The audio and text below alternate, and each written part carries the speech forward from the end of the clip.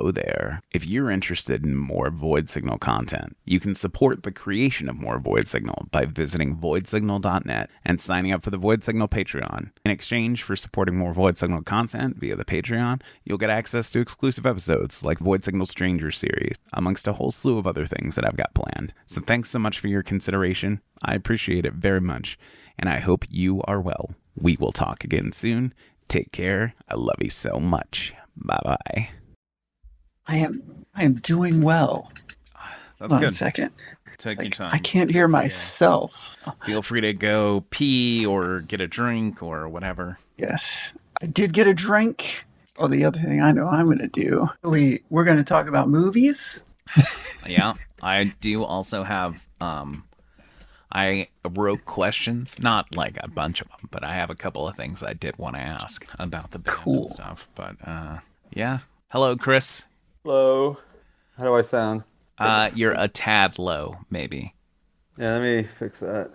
Thank you for Can't hear signing Chris on. at all. Thank you for signing on early to check. Like, it drives me up the fucking wall when when it's like, oh, it's time to start, and people are like, "What? Where's the link? How do I?" Yeah. Too loud? No, that should be good. I might. That's cranked. All right, cool. Yeah, I had it halfway. Is there a way I can hear Chris? If you pop into your Discord user settings, okay, try saying something now. Hello? Did you hear? Hello? Did you hear that, Byron? No. It's going to be such a great interview if you can't hear him. He could say anything. I can hear him, yeah.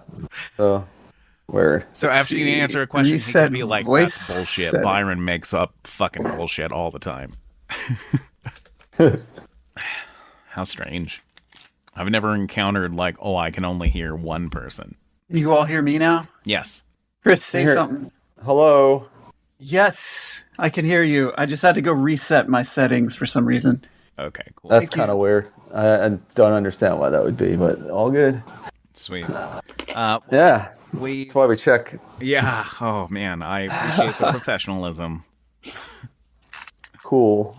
I know it's asking a lot sometimes, maybe in the music industry of like, hey, could you show up on time and like maybe do a sound check beforehand? I mean, these are fucking jokes, but you know, it's also like, I don't know, growling musicians. Yes, I've seen that. Not so much with us, but in other parts of my life. It in really bands. makes me respect Ali, who ran Mechanismus, a lot more. Like coordinating all these like people coming in and playing and everything. Like it's a task. Yeah. But all right, well, we can go ahead and get started unless either of you need like a drink or a pee or whatever. A drink would be a good idea. Give me 1 minute. Yeah, no worries. Sipping my I just made a drink, so I'm Gotcha. What is your drink of getting choice? whiskey Coke in this case. Whiskey Coke. It's usually Okay. it's either that or like an old fashioned. But what do you got? Old fashions were like a thing I could never get into. Even when somebody was like, "Here, I'll make you a really good one," I was like, "Ugh."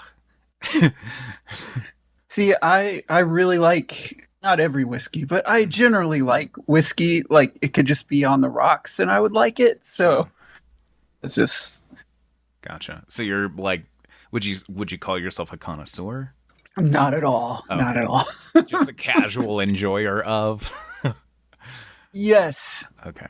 Yeah, and I'm ready. There's no rhyme or reason to what whiskey I like. Like one of my favorites is this fucking Trader Joe's Kentucky bourbon that you can buy for like $15. It's great. Okay. I just was curious if like I criticize old fashions, but I mean I drank gin and tonics when I did drink. That was something that got on my fucking nerves though. Is like ordering a gin and tonic, and I had this happen so many times of like young bartender or waitress being like, "Oh, my dad loves gin and tonics," or some shit. Like, "Oh, my uncle always orders that," and I'm like, well, fuck me, I guess. I'm sorry. I'm not hip. I want a fucking gin and tonic. I can't, Spritzy. Yeah, I like a gin and tonic. Yeah. Shelly, my wife, she makes lots of awesome gin drinks. Yeah. Hell yeah. Stuff. All right. Well, we will get started. So, welcome to Void Signal. I don't normally do intros, but we're kind of turning over a new leaf, I guess, of trying to be a little bit more professional, maybe. We'll see how that goes. But, my guests are Byron and Chris from Dracula Party. The first question that I wrote down when I was being like a smartass, but the first question I wrote down was, and I'll go ahead and open with it, is where is the Dracula Party and what happens there? That's pretty good. I think the Dracula Party is wherever you want it to be. Oh wow! So it's like a spiritual Dracula Party. Always. Awesome. Okay. What do you think, Chris? Yeah, I don't have a witty answer for it. Sorry.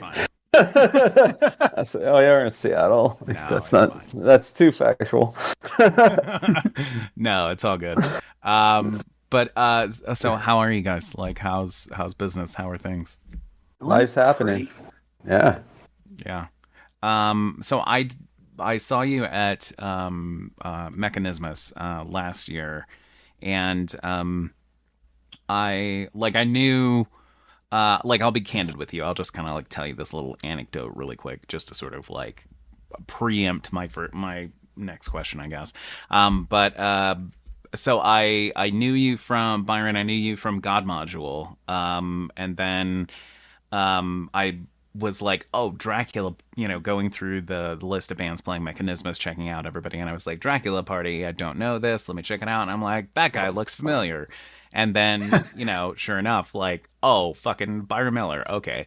And I checked out the music, and I was like, cool, this is interesting, and then I was like gonna come back to it, and just kind of got lost in the noise of like checking out every other fucking band that was going to be playing this festival, right?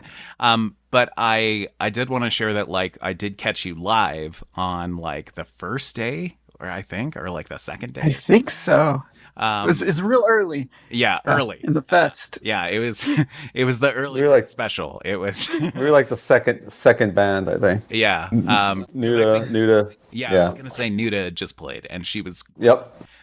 So yeah, I did catch you guys, and I don't know, sort of seeing it presented live and seeing sort of like the energy behind it. I was like, I felt I had that moment of like, oh, I get it. Like, oh, Dracula Party makes sense now. Does that make sense? Like, I don't mean that to be offensive, but like, I felt like I had to click with it as like an audience member before I could like, sure. Oh, this is cool. Okay. I don't know if that makes sense or not. Yeah, that makes a lot of sense. Okay. Like I've heard bands like on Spotify. I'm like, yeah, whatever. They're okay. Then see them live and see the experience. It's like, wow, I get like where they're coming from now. Yeah, like, I'm into it. I buy in. So totally get it. Okay, thank you. Absolutely. Yep.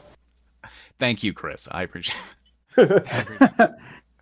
I also think just having a name like Dracula Party, like the whole point of it is a little bit to be absurd and ridiculous, and then. But that doesn't mean like the music and what we do is absurd. There's absurdity in it, but I think too that can all lead into, what is this? Right? It's like just a fucking joke. What's going on with this band? Who are these guys? Right, and I mean that does kind of make me wonder, though. Like, do you think that Dracula Party, like as a concept, will kind of run its course, and you'll want to like branch out and do something else, or for now you're just happy like dive in the horror depths? For me, this is like the perfect venue to do what I like to do with music, because it's I don't know. I think Chris would agree. I think we're open enough that like anything I do, like film related or music related, is related to horror because that's my favorite genre. But horror is flexible, where we've done songs that are meant to homage like the 80s and be cheesy, or like the new song coming out is a little more serious or whatever. And I think that there's like that flexibility to be like Evil Dead 2, but then there's also the flexibility to be the Texas Chainsaw Massacre, you know? Sure. It's so I love it and the fluidity and malleability of that. Gotcha. And Chris, how did Byron convince you to sign on to this? Yeah, he did like a remix album from his previous band, and I jumped on one of the songs, and he approached me. Hey, thinking of this band, Dracula. He had the name before like anything else. Like, think of this band. It's going to be called Dracula Party, and like it's going to be like all horror movie stuff. Like, yeah, let's give it a shot. So that became it. I was like, yeah, I'm down. So we did the EP.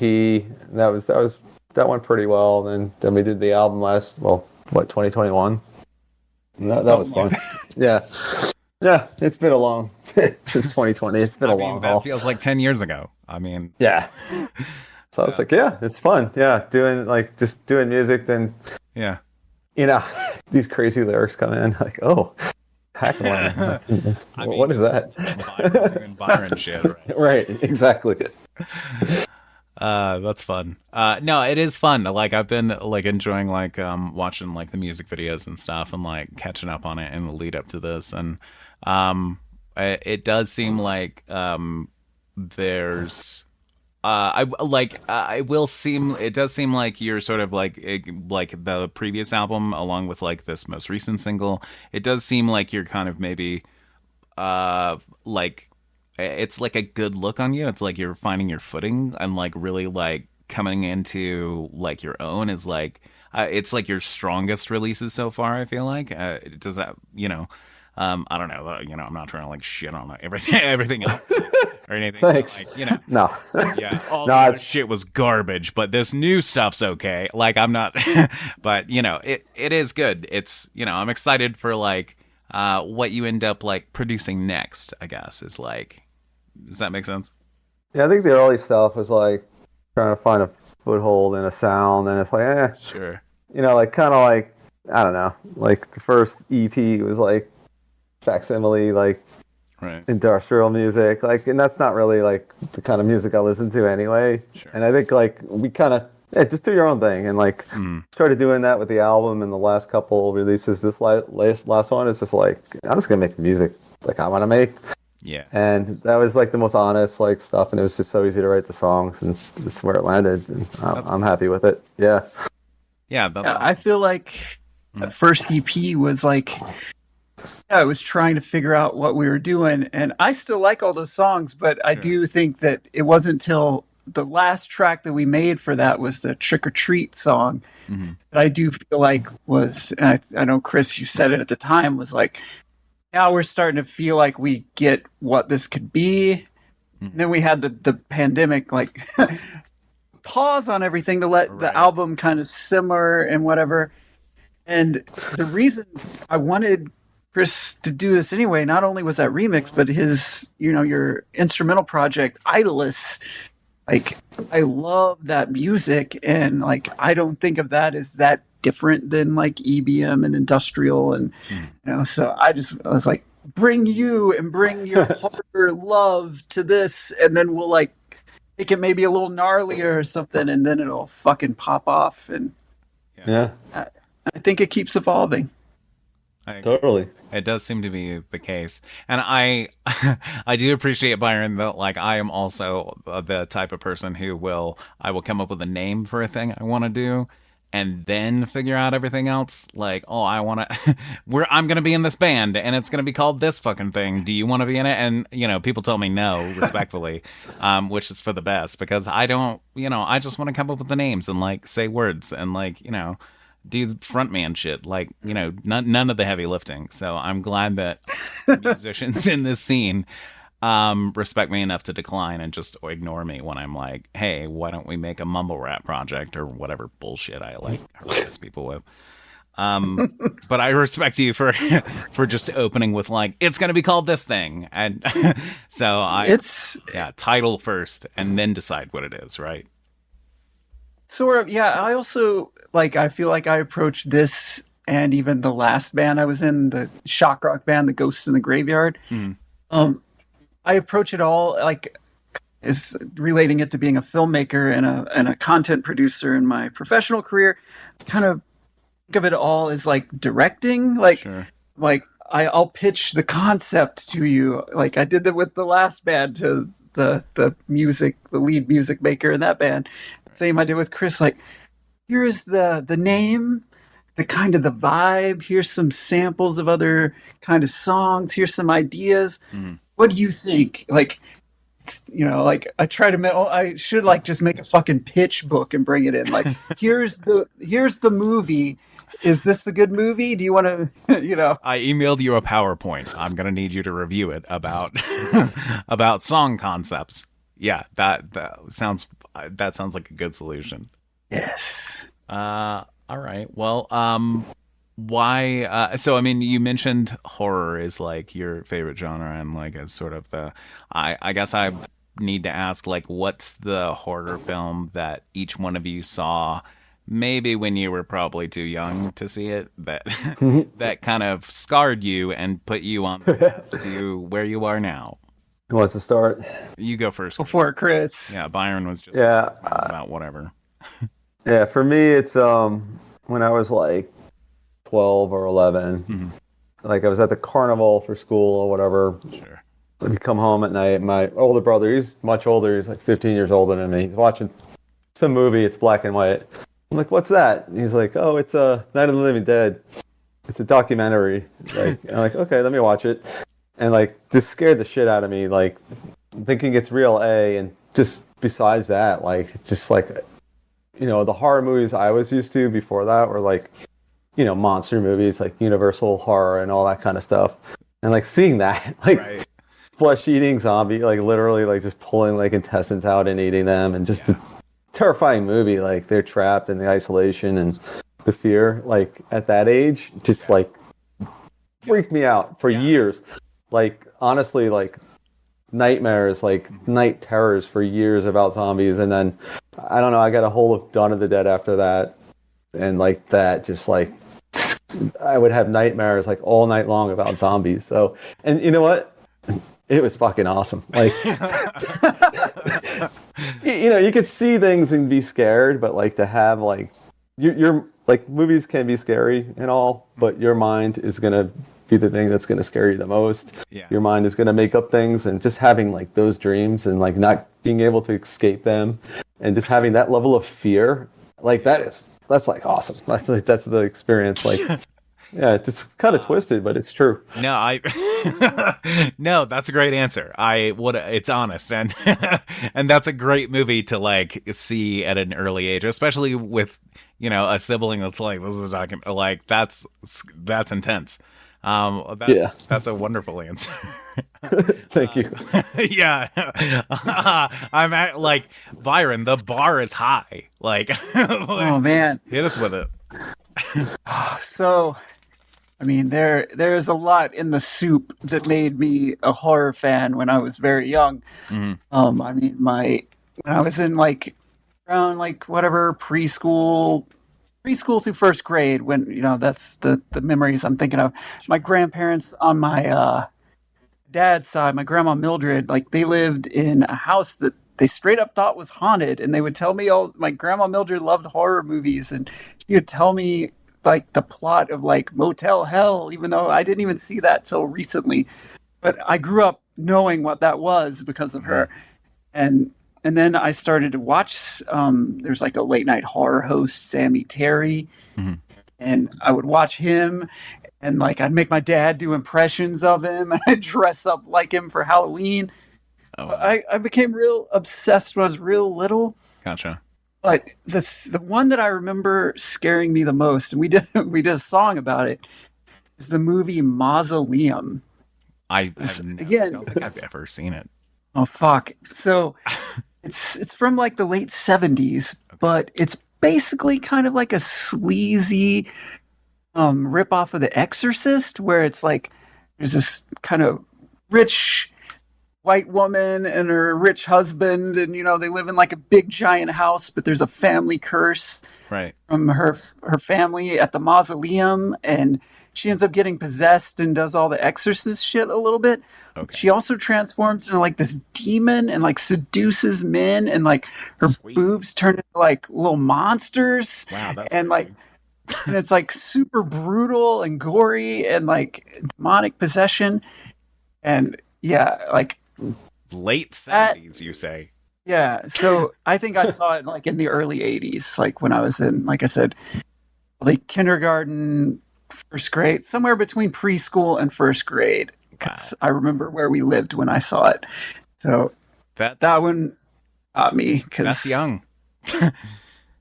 That's young. Well, that's the thing about the 80s. And like something about like, so I had... My parents were pretty cool. Like they had HBO back then, and I could watch anything. Like I remember watching like Amityville 2. Oh yeah. I remember seeing like Amityville 3D in the theater in 3D when I was like, what was that, like 6? You know? Yeah. And so all that exposure very young, and some like kind of whatever. I'm not going to get too personal. Personal life traumas in the family, like was like the perfect soup to become a horror fan. Yeah, sure. Because it became my escape. And even though they scared me to death, and even like stuff like Poltergeist, like Chris, I was also scared of zombies really bad, but I was mostly scared of ghosts. Yeah. Meets paranormal stuff like always scared me as a kid too, because growing up, like that was the one thing, like I don't know, like slashers, like all right, yeah, some guy comes in the house and butchers me. That's kind of scary, but like I would see, like I'd be like flipping through the channels on TV late at night as a kid and see like the fucking Exorcist come on and see Linda Blair's face and just fucking change the channel, like, and just have like nightmares all night, like the Captain Howdy face like popping up in the bedroom, like fuck that, like that stuff scares me. Like it still does. That's my favorite kind of. Horror is the paranormal, supernatural sort of stuff. Yeah, same. It gets my blood like up, like Paranormal Activity and Terrified, stuff like that. Like is really, oh, I'm so into it. I love that shit.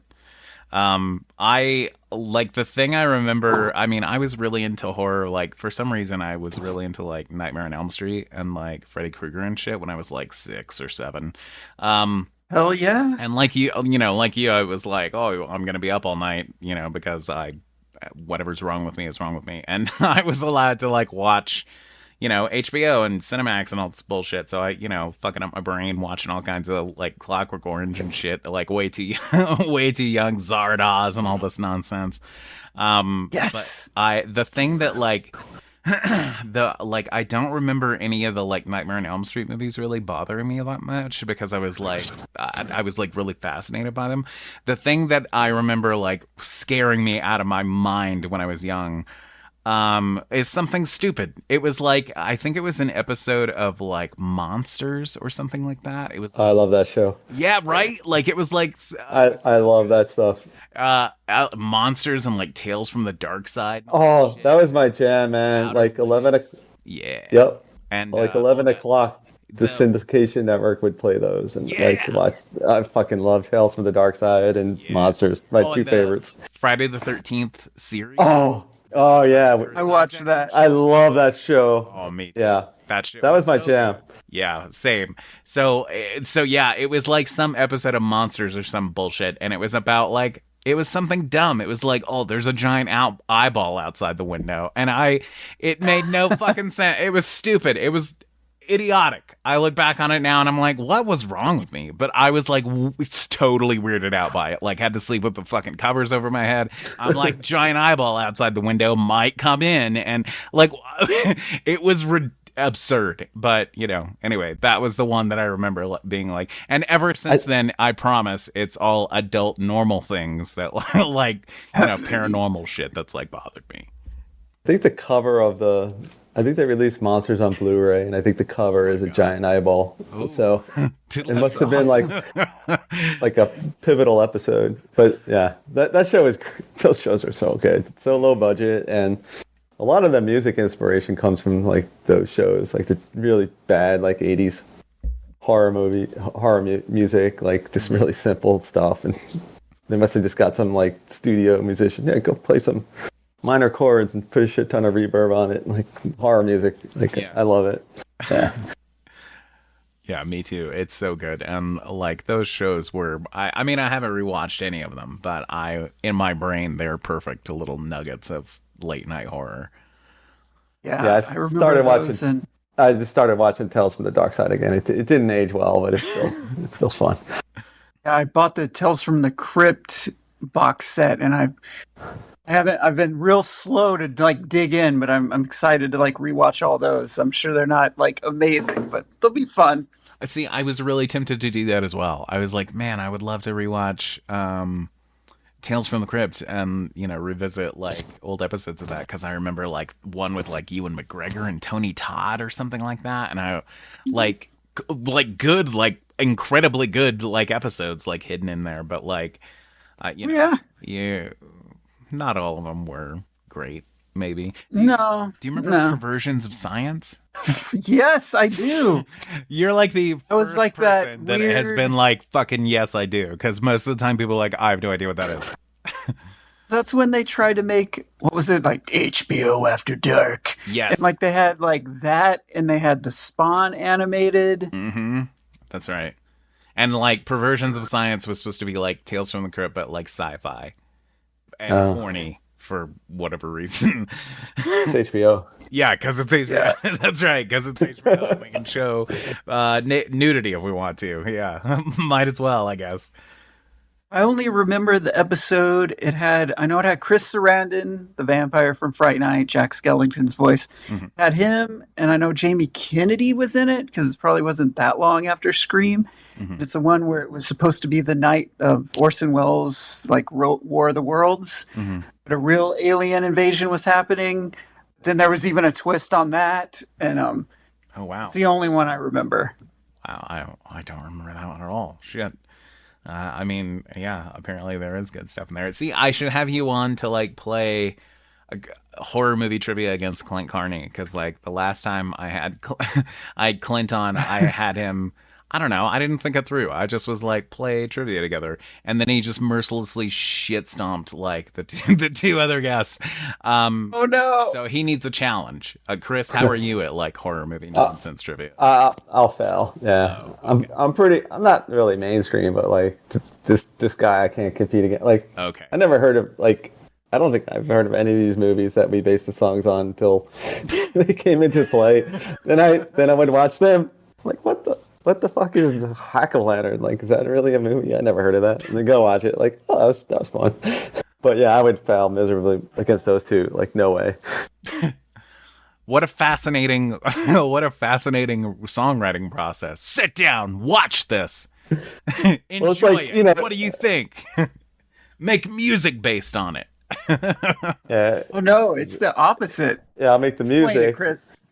Yeah, I'll just make the music. I'll do like a full song, and just like, you know, it could be anything. You could put, I don't know, and then, but it's, you know, it's whatever. It's creepy sounding. Sure. And I'll give it to him, and it'll come back. It's like, oh, this is whatever, Mausoleum or this or that. I'm like, what? Like, what are the lyrics? Like, and like, oh, you're gonna, what is it, like, stab you in the face? Okay, let's.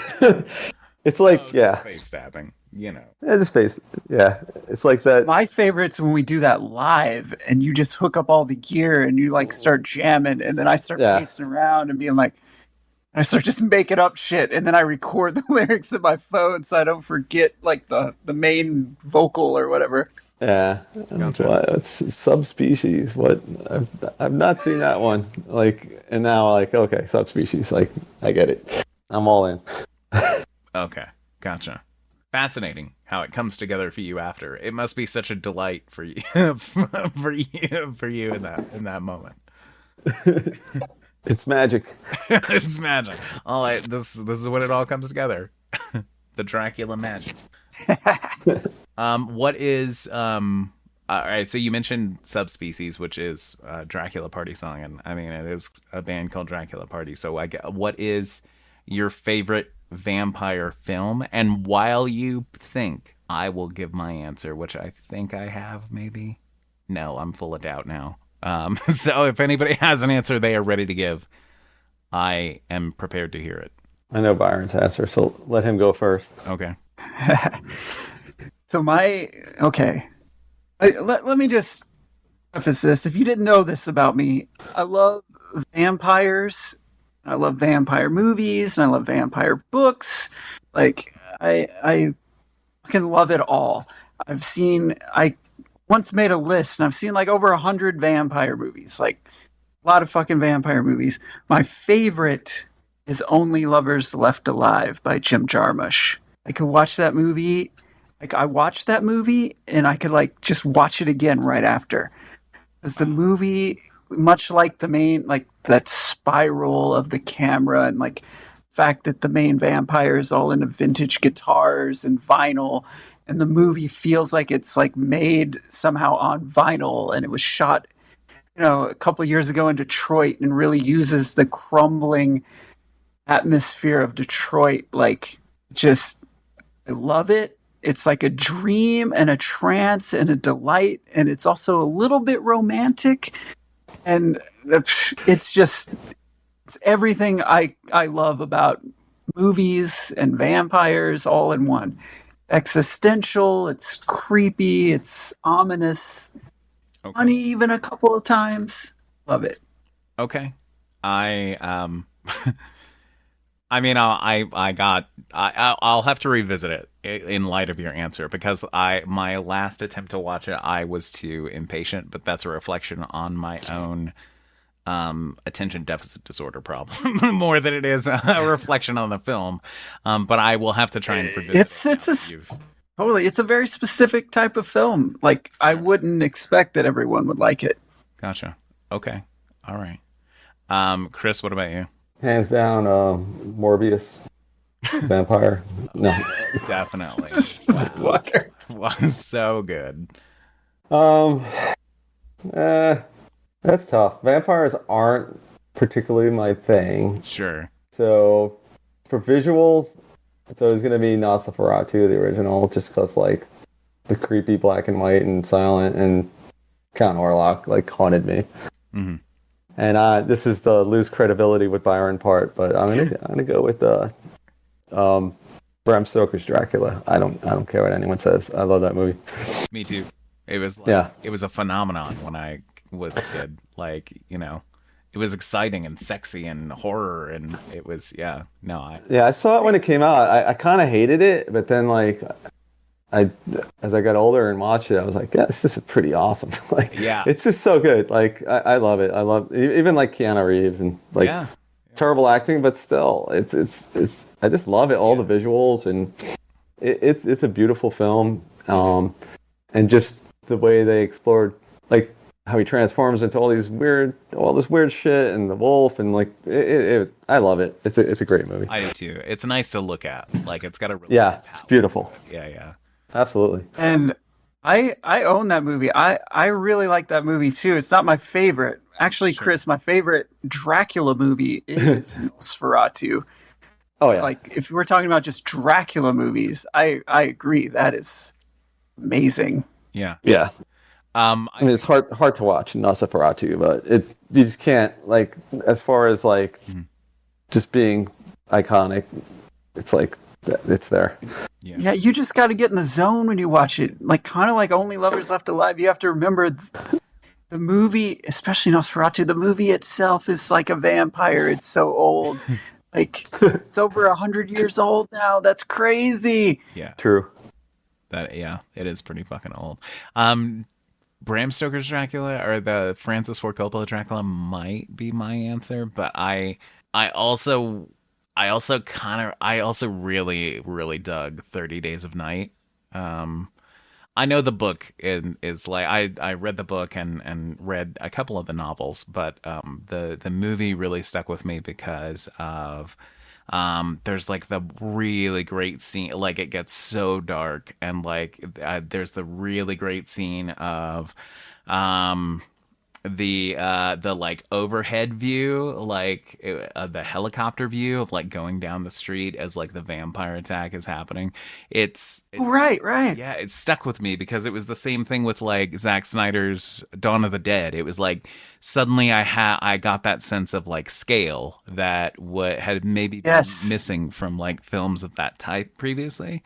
It really like left an impression on me for that reason, and I thought it was so like scary of like, you know, your whole town is besieged by this. You can't go outside, and like, yeah, I almost wanted to say that one, but I do think I'm gonna have to go with Dracula just because it's All right. you know made a positive impression on me like at a young age, and like you said, Chris, like as I got older, I was like I'd rewatch it every now and again and be like, man, I do like this. Like now, Yeah, I watch familiar memories associated with it too, so it's like, you know. Yeah, I watch it every year. I mean, it's due time, October. Yeah, I'll watch it again this season. I love it. Yeah. Yeah. Also, because we're talking about vampires and I'm obsessed, I'm just going to give a quick lightning round shout out to some other vampire movies if you all are cool with that. Yeah, by all means. Void Signal people watch fucking movies, so by all means. Cool. Dracula Has Risen from the Grave. That's my favorite Christopher Lee Hammer Dracula. Fucking rules. Okay. Near Dark is probably the best vampire movie from the 80s, except that there's also Lost Boys and Fright Night and Fright Night Part 2. And all of those are amazing and rule, and I love them. Then one more is Vamp. As Vamp, the colors, it's kind of like Suspiria with vampires, and it's From Dusk Till Dawn, like 10 years before From Dusk Till Dawn.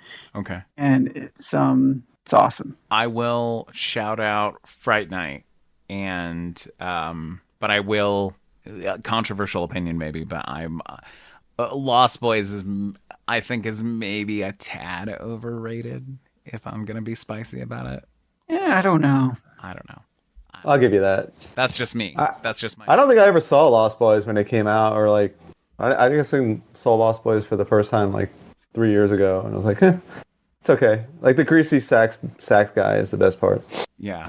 Controversial thing. It's true. No, that's not controversial. That is universally agreed upon. The best part is the sex. It is. It's the thing you walk away with. Like we've all seen, like whatever Kiefer Sutherland, whatever. We've seen all that stuff, but like hot. We get it. Like but greasy sax guy, I didn't know about this. Like what? Well, where has this been all my life? That's right. Yeah, exactly. He's got the big chains on and shit. That's funny. And who plays the saxophone? Like that is not a rocking instrument, but like he owns it, man. I know he's like killing it, and the crowd loves it. Yes, they're good. They're eating it up, like, and I don't blame them. So, all right. Well, sorry, I just had an alcohol brain memory. Movie Vamp. The reason to watch it is Grace Jones is the main vampire. Oh, that's why I know the name. Yeah, I haven't seen it, but I was now that you're talking about it and you said Grace Jones, now I'm like, okay, I know what that is. Yeah. Well, when I made my first movie, my cheesy vampire action movie, Night, and we were like coming up with like the cinematography and stuff, my bandmate was like, think about Vamp. And I was like, oh yeah, I know Vamp. And he's like, well, think about those colors. And then we totally like did like the Vamp Suspiria thing with the colors for my first movie. Just lighted fucking primary colors, which now is like a big thing. Now John Wick and everybody does it. But yeah, nice. Yeah, I will have to check it out. And yeah, I've anytime anybody comes on who loves horror, like we end up talking about like a million movies. So yeah, by all means. Chris, do you have any like hot like Halloween essentials that you want to like throw out there? Since I'm trying to put together my October vampire category. Trying to put together my October list.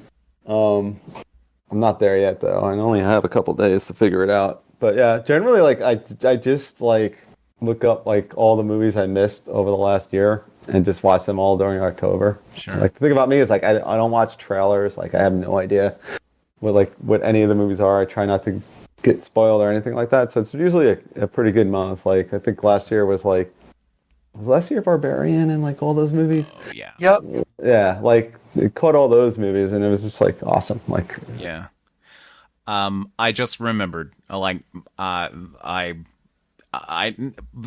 out, I guess. I don't know. I don't want to change my answer. Anyway, A Girl Walks Home Alone at Night is a wonderful vampire movie that I was going to say that too. seen. Like I totally Yes. forgot about it because it's just like a step outside the genre enough to be like weird and interesting that like, oh, and it's so gorgeous to look at. Like so It's much black and white, right? yeah, and like so It much is.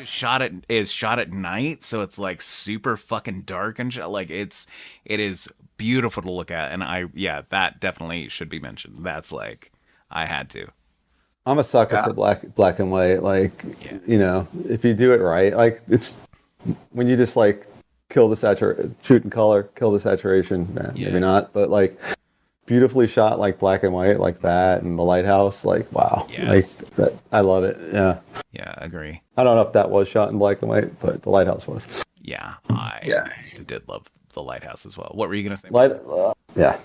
Just a Girl Walks Home Alone at Night. We got to see that in a theater, and I love it. Mhm. And it even has White Lies on the soundtrack. Like, that movie's awesome. And I listened to an interview with Lily, the director, and like her childhood building haunted houses for her friends. I was like, wait, I used to do that. Like Yeah. I could totally relate to her story. Other than being from Iran and living in Los Angeles as a kid, but all the things that she did creatively, I'm like, yep, Yeah. totally get it. Yeah. It brings people together. It like speaks to something, you know, inside damaged people. Like I guess. But all right. Well, we are almost at time, but the last question I always ask is just what is something that you are enjoying right now? It can be anything, you know, that you want to sort of mention, as simple as you like. While you think that over, I always answer as well, just because it's my show, I guess. I don't know why I do. I just I just do. But anyway, the thing that I'm enjoying right now is I had my second post-op appointment today for my following my neck surgery. Not neck surgery, not my neck, my spine. And it was glowing review. It was above expectations. I am doing really well. I'm healing up really nicely. I was worried that my like cages and like hardware and stuff in my neck had like, and in my attached to my spine and everything had like come loose or some shit. But it's all good and I'm healing up nicely. So that's like made my whole day. I've been like on cloud 9 ever since. So that's like the thing that I'm like fucking jazzed about right now. Which of you has an answer? Shit, that's a hard one to follow up. I'm glad you are doing so well. That's Thank you.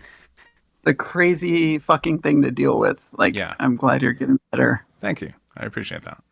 What is something that you're enjoying right now, Byron? Oh man. Well, directly right now is Fiona and Cake. Are you all aware of this? What's that? It's a spin-off of Adventure Time, and it's streaming on Max right now, animated thing. And it's the first thing that's spun off from Adventure Time that is like for adults. And holy shit, it is like, it's amazing. It's a punch in the face a couple of times emotionally. It's kind of like if you've all have ever watched BoJack Horseman, where you're like, "Oh, I'm gonna watch this thing. It's probably gonna be funny or whatever," and then you realize it's way deeper and more emotional than that, and it's like something beautiful and unique and different. Yeah, it's really fucking good. Okay. That's a good answer. I'm interested. Chris, what about you? What do you got? Stumbled on Parisian dark wave through Spotify somehow, and I'm fascinated. Like, it's just dark wave music with people with like European accents. Like, who knew? It's pretty awesome. Yeah. So yeah, I never knew it existed, but yeah, really enjoying that. Any artists in particular that you would like suggest as like a starting point? Echo Barrel is pretty good. Fuck, that's a name I they're know. not- I just got into Yeah. them like the other day, and I was like, "This is so They're fucking fucking awesome. yeah." They're so cool. Like, that whole sound is Yeah. like awesome. They're not Agreed. French, but Paradox Obscure is another one. Like, that's a really good band. Yeah. They've been in a bunch of bands, but like all like that genre, like maybe heard of it before, but like it started coming on my Spotify DJ playlist. I'm like, oh, this stuff's great. Like, so now I'm in the car, I'm listening to that all the time. Really liking it. Hell yeah. Cool. No, that's a good answer. I'll, like, that's a thing Yeah. I've been meaning to like check out more of, like, because I discovered or stumbled upon Echo Barrel, and I was like, this is fucking cool. And They're really good. yeah, I was like, I need more of this, but it's just not a hole I've like fallen down yet. I've been stuck on like funk. I've been listening to just so much like hell and like funk music. Like, it's just so like, Yeah. I'm so hooked on it. Like, for whatever reason, it scratches that like punk loving electronic-y kind of itch. It's Nice. yeah. All right. Well, Byron, do you have like, since I mean, I assume like you're a musician, you probably have like one like music thing you're probably like enjoying right now. Do you want to like give a quick shout? Oh man. I mean, much like Chris just said, what is the thing? Randomly, there's this Misfits 2.0 playlist on Spotify. Oh, I'm on that. Yeah. Yeah, right? It's like all these new bands, and it's like mostly like women. Mm-hmm. People I of like color. the Kitty cover by Poppy bit. That was like, what? It's like, okay, that was good. Yeah, and a band called Safe Space, but the space has an 8 in it. Okay. That one's really good. Okay. Man, there's a band called Ashniko. And I started looking up these bands, and like a lot of them are people in their like 20s who kind of like became famous through TikTok, and then Yeah. and they're fucking awesome. Yeah. Like there's a band called Banshee. Oh, It has that's a name crazy I've heard that somebody was like, you need to listen to this, and I haven't checked it out yet. A crazy woman with like Cyclone 9 style screamy vocals and beautiful music. Lots of stuff in there. Okay. But I will always bring up, because the best gift Spotify ever gave me was Ritual Howls. Okay. You know this band? No. Oh, yes, I do. Yeah. There's like a couple of songs of theirs that like I really dig, but yes, I do know that band. Yeah, it's like a band out of Detroit that's been making like rad albums for like a decade. Yeah. But I feel like, whatever, in this weird landscape of music, not everyone knows about them. Yeah. People And get it lost. killed me that they were booked here to play Seattle, like right at the start of the pandemic. And then that show, of course, got canceled, and they haven't been back since. Right. Yeah, Ritual Houses. that is the thing that I've encountered a lot of, is that like, I stumble upon an artist and I'm like, they're great. Where have they been? And it's like fucking around. They've been releasing shit, and they have, but like not in our bubble or whatever. It's crazy. You did remind me, there was somebody I was gonna fucking mention. Shit, my brain. Damn it, Byron. If you are into female fronted punk, like something a little bit angry with like a touch of electro, sort of a Misfits 2.0 kind of a vibe, I had them on the show, and I'm such a huge fan of their music. The Guilt from Sweden. Oh, nice. They bill themselves as electro punk or cunt punk, like really like in your face, like, oh, I love it.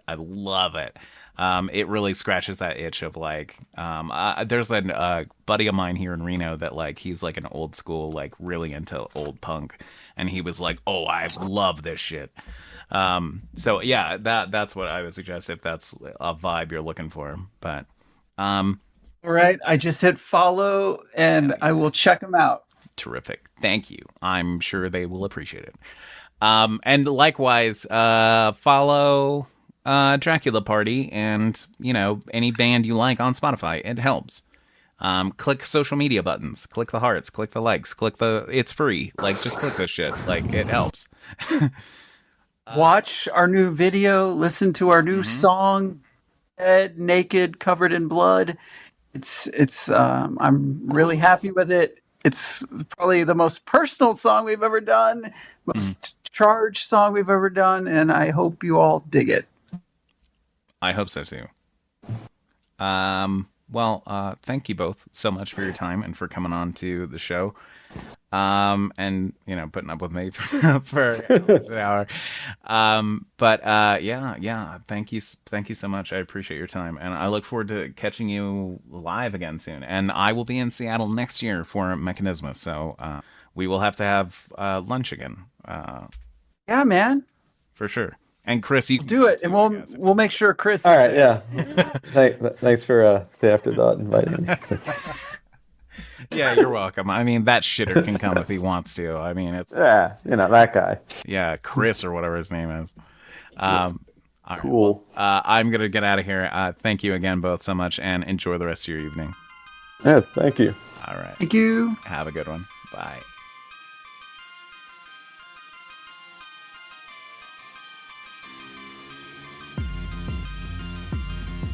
Void Signal intro and outro music courtesy of Processor.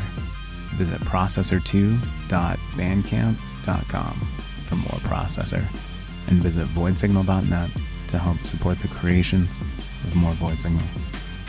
Thank you.